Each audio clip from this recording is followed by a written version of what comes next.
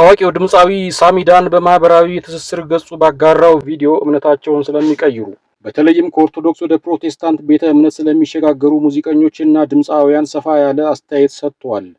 ድምፃዊው በዚሁ ማብራሪያው አርቲስቶቹ እምነታቸውን ሲቀይሩ ስለነበሩበት የሙዚቃ ህይወት የሚሰጡትን አሉታዊ መግለጫ እና የዘማሪነት ሽግግራቸውን ተችቷል። ድምፃዊው በመልእክቱ አርቲስቶቹ እምነታቸውን በሚቀይሩበት ወቅት ጥልቅ አዘቅት ውስጥ ነበርን በማለት የሚሰጡት መግለጫ እንደሚገርመው ገልጿል። እነዚህ ሰዎች ፕራይም ታይማቸው ወይም በሙዚቃው ስኬት ጫፍ ላይ ባሉበት ሰዓት ላይ አይደለም እምነታቸውን የሚቀይሩት፣ አልበም አውጥተው ተወዳጅ ሆነው የህዝብ ፍቅር በሚያገኙበት ጊዜ ሳይሆን ዝቅ ሲሉና መውጣት የማይችሉት ሲመስላቸው ነው ብሏል።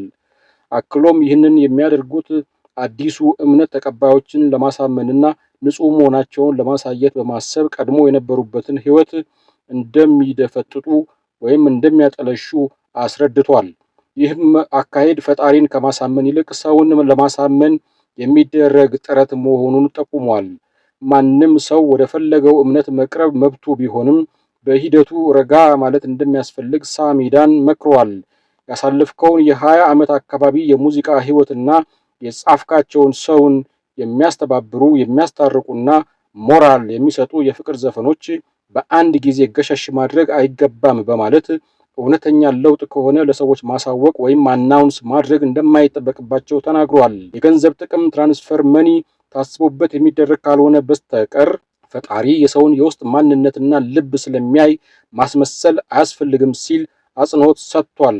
ዘፋኝ የነበሩ ሰዎች እምነታቸውን ሲቀይሩ በቀጥታ ወደ ዘማሪነት መግባታቸውን የተቸው ሳሚዳን አብዛኛዎቹ የሄዱት ዘፋኞች እዛ ሲዘምሩ አያምርባቸውም፣ የዘማሪዎቹ ራሳቸውን የሆነ የመዘመር ጸጋ ያስታውቃል፣ ዘፋኝ ስለሆንክ ብቻ ሄደህ መዘመር አትችልም ብሏል። የራሱንም ተሞክሮ በማንሳት እኔ አሁን ሞክሬዋለሁ፣ በጣም ነው የሚሰቀጥጠኝ፣ መንፈሳዊነቱ የራሱ የሆነ ነገር አለው፣ እኔ አሁን ስዘፍን ነው ልክክ ሲለኝ የሚታወቀኝ በማለት ለማስመሰል ተብሎ የሚደረግን ነገር እንደማይቀበለውና አሁን ባለበት የኦርቶዶክስ እምነት ደስተኛ መሆኑን አቋሙን ግልጽ አድርጓል።